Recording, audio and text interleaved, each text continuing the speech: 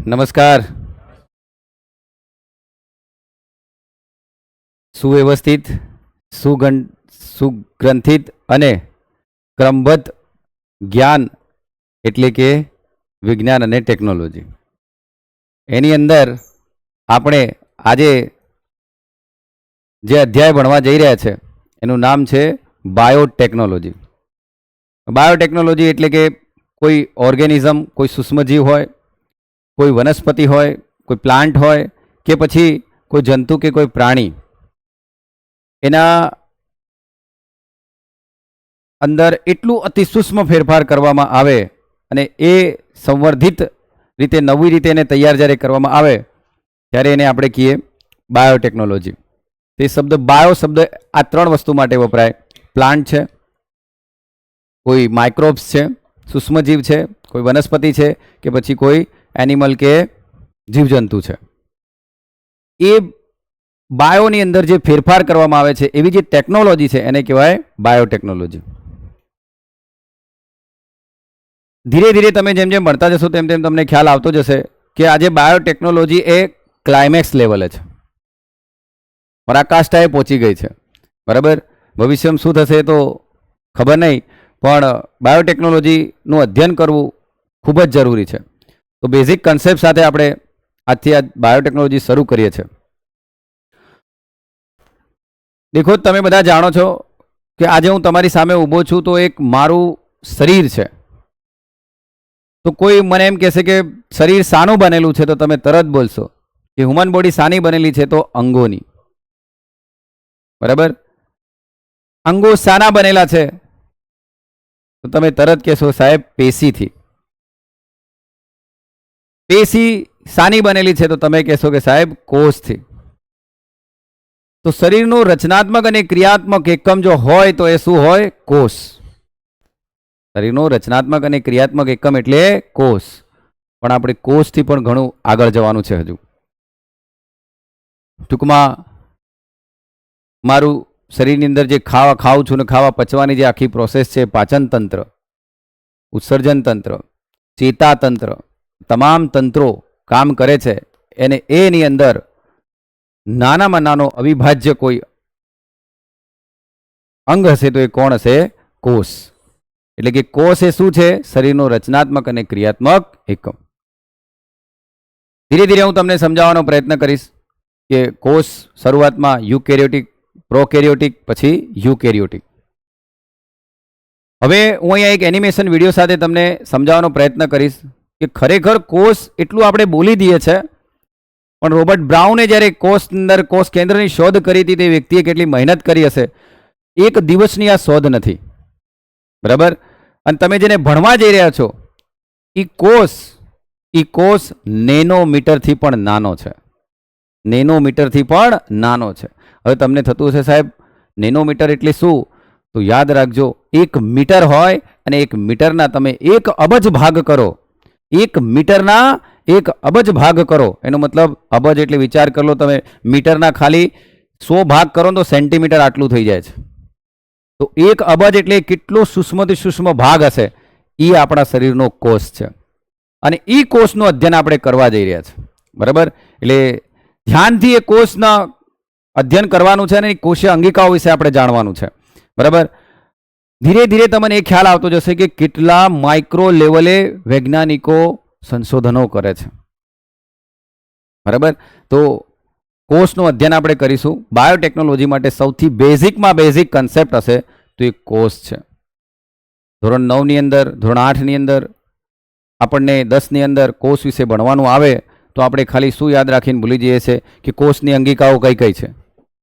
સટાસટ છોકરું બોલી દે છે લાઇસોઝોમ ને અંતકોષરસ જાળ અને રસદાનીઓ ને એ બધું બોલી દે છે. બરાબર, કણાભ સૂત્ર અને કોષ કેન્દ્ર અને કોષરસ પટલ ને આવું આપણે બોલીએ છીએ. પણ આજે હું એનિમેશન વિડીયો સાથે તમને સમજાવવાનો પ્રયત્ન કરું છું કે ખરેખર કોષની રચના, સ્ટ્રક્ચર કઈ ટાઈપનું છે ને કેવું છે. બરાબર, તો આજે હું આવો કેમ દેખાઉં છું? બરાબર, કોઈ ઘણું એક મૂવીનું ગીત છે, મેં એસા ક્યું હું એમ. બરાબર, તો એ ભાઈ તમારે આ ભણ્યા બાદ એમ કહેવાનું તારા આઈબા એસા હે એટલે તું એસા હે. બરાબર હે ને? તો મેં એસા ક્યું હું, તો એનું જવાબ છે ભાઈ તારા મા બાપના ડીએનએ, તારી આનુવંશિકતા એવી છે, એના માટે તું એવો છે. બરાબર. આમ હે ને, બાળકનો જ્યારે જન્મ થાય તો કેવા આમ ઘરમાં દાદા દાદી લઈને બેસે ને કે હા આંખ તો જોરદાર છે પણ મમ્મી પર ગઈ છે. બરાબર. તો એ બધું તમને ક્યારે ખબર પડશે? જ્યારે તમે કોષનો સારી રીતે અભ્યાસ કરશો, ડીએનએનો સારી રીતે અભ્યાસ કરશો તો ખબર પડશે. બરાબર. અહીંયા આ વિડીયોને એક વખત નહીં 3 વખત ધ્યાનથી સાંભળજો તો જ તમને ખ્યાલ આવશે, નહીં તો બાયોટેકનોલોજીમાં 0. બરાબર. આ 10 મિનિટ કે 15 મિનિટને ધ્યાનથી નહીં સાંભળશો તો બાયોટેકનોલોજીમાં કંઈ જ ખબર પડશે નહીં. બરાબર. તો દેખો અહીંયા એક સેલનું ઓવરવ્યૂ છે. માન લો કે એક ઉંદર છે, આ એક જીવ છે, એ જીવની અંદર આ એક કોષની રચના છે.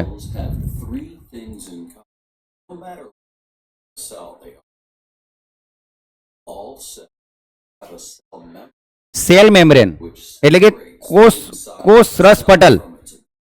બરાબર. કોષ રસ પટલ, સાઇટોપ્લાઝમ, કોષ કેન્દ્રની અંદર ડીએનએ હોય. બરાબર. કોષ કેન્દ્રની અંદર શું હોય? ડીએનએ. હવે શરૂઆતમાં જે કોષો હતા એ કોષો કેવા હતા? તો એ કોષો પ્રોકેરિયોટિક હતા. અને આપણો જે સેલ છે કેવો છે? યુકેરિયોટિક સેલ છે. યુકેરિયોટિક સેલના અલગ અલગ અંગિકાઓ છે. એ અંગિકાઓની અંદર ન્યુક્લિયસ હોય છે. વનસ્પતિનો પણ એક કોષ હોય છે.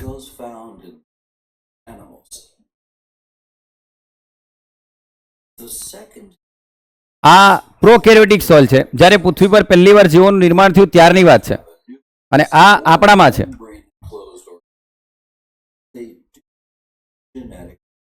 ફક્ત આનામાં આનુવંશિકતા ધરાવતું જીનેટિકલ મટીરિયલ જ હોય.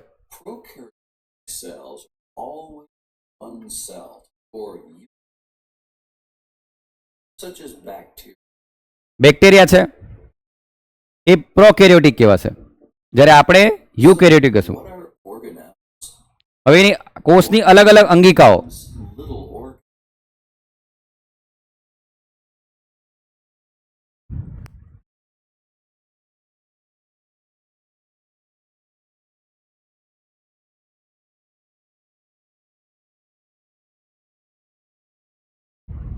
શું કહો? હા, બંધ કર. આ કોષની અંદર જે ન્યુક્લિયસ છે એ ન્યુક્લિયસની અંદર તમે જશો તો તમને ડીએનએ દેખવા મળશે. બરાબર. પણ ડીએનએ ની પહેલા એની અંદર 46 રંગસૂત્રો હશે, 23 જોડ રંગસૂત્રોની હશે. એની અંદર હિસ્ટોન પ્રોટીન હશે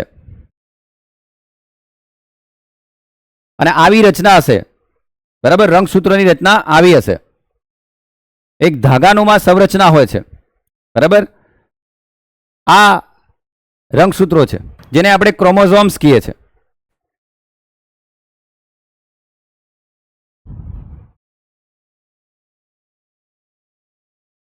ન્યુક્લિયસ એટલે કે કોષ કેન્દ્ર. હવે અહીંયાથી રિબોઝોમ્સ જે પ્રોટીનનું સંશ્લેષણ કરવાનું કામ કરે છે. બરાબર. છેલ્લે તો આપણા શરીરમાં બનવું શું જોઈએ? પ્રોટીન. એ પ્રોટીન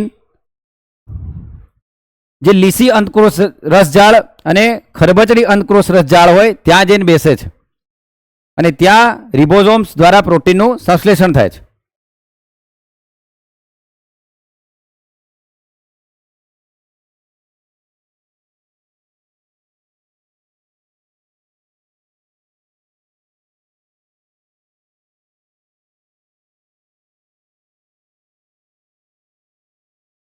આ પ્રોટીનનું સંશ્લેષણ થાય છે લીસીને ખરબચડી, લીસી પર નહીં થતું, ખરબચડી અંતકોષ રસજાળ હશે ને ત્યાં.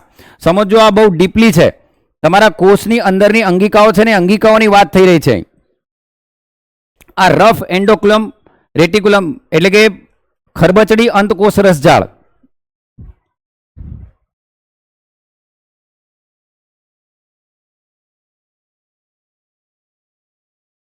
હવે આપણા શરીરની અંદર જે અલગ અલગ જે ખનિજ ક્ષારો છે એનું નિર્માણ થાય છે. તો દેખો પ્રોટીન, આ રીતે પ્રોટીન બનવાનું સ્ટાર્ટ થાય છે.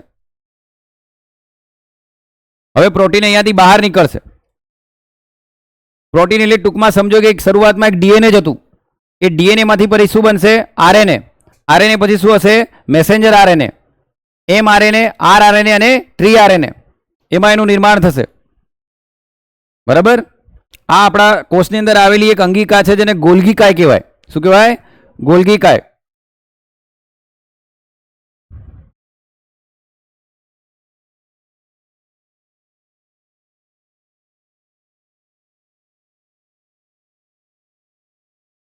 વિચારો, તમે ખાવા ખાધા બાદ તમારી અંદરથી પ્રોટીન આ રીતે બને છે. છે ને નવાઈની વાત? આ લિપિડ છે બેટા. આ ઘટી જાય તો લિપિડ માટે અને ફેટી એસિડ માટે લોકો સ્પેશિયલ ટેબ્લેટો લે છે.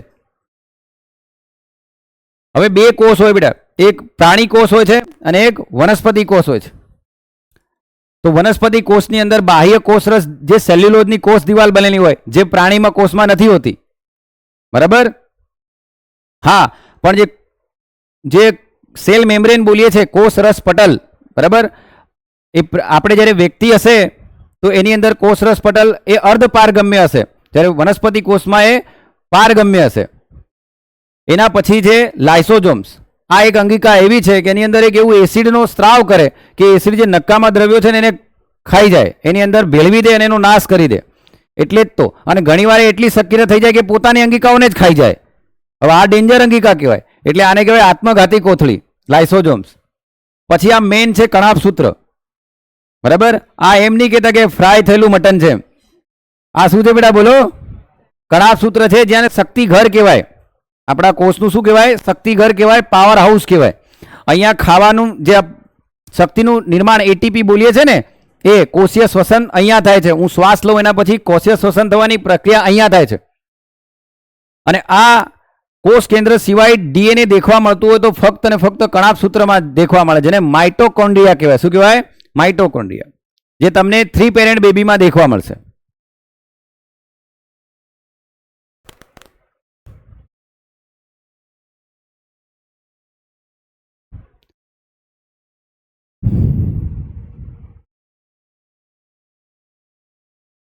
આ વનસ્પતિની અંદર દેખો, એક નાનો સૂક્ષ્મ સેલ વનસ્પતિનો અહીં તમને દેખાડવામાં આવશે.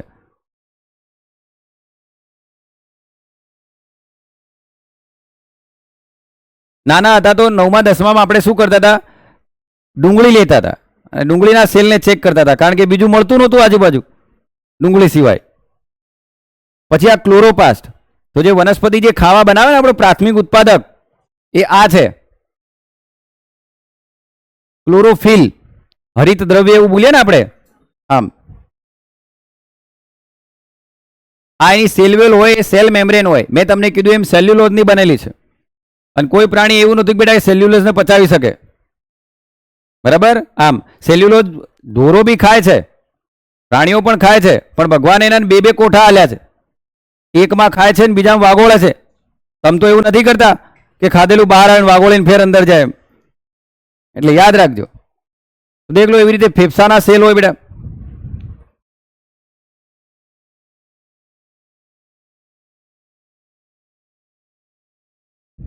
જુઓ,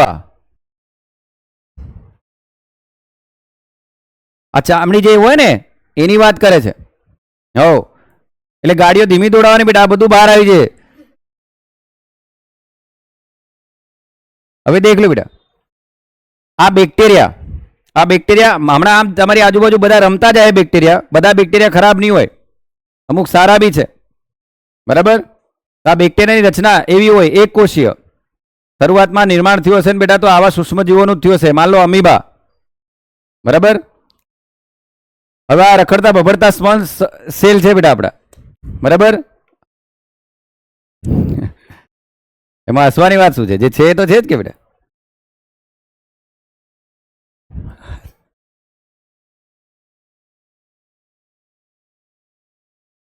ઓકે બેટા, તો યુકેરિયોટિક સેલ અને પ્રોકેરિયોટિક સેલ. તો દેખો, પ્રોકેરિયોટિક કેવો હતો બેટા? યુનિસેલ્યુલર, એક કોષી જ હતો, જ્યારે આ બહુકોષી છે. જ્યારે પ્રોકેરિયોટિક જ્યારે એને કોષનું વિભાજન કરશે તો સમાન સૂત્રી વિભાજન કરશે અને એના જેવું જ આખું બનાવશે. તમે કોઈ દાડો દેખ્યું કે શેરડીના સાટાને તમે કાપ્યો તો શેરડી પછી જ્યારે નાખશો શેરડી જેવું જ આવશે કે નહીં બહાર? પણ તમે દેખ લો, સેમ તમારા મમ્મી પપ્પા જેવા નતા આવતા, થોડાક ફેરફારવાળા આવો છો કે નહીં? આમ એટલે સમજો બેટા, આપણામાં અર્ધસૂત્રીય વિભાજન છે. કેવું છે? અર્ધસૂત્રીય. બરાબર, આમ માઇટોસિસ અને મિયોસિસ. ઓકે, એટલી વસ્તુ છે. બરાબર, બસ.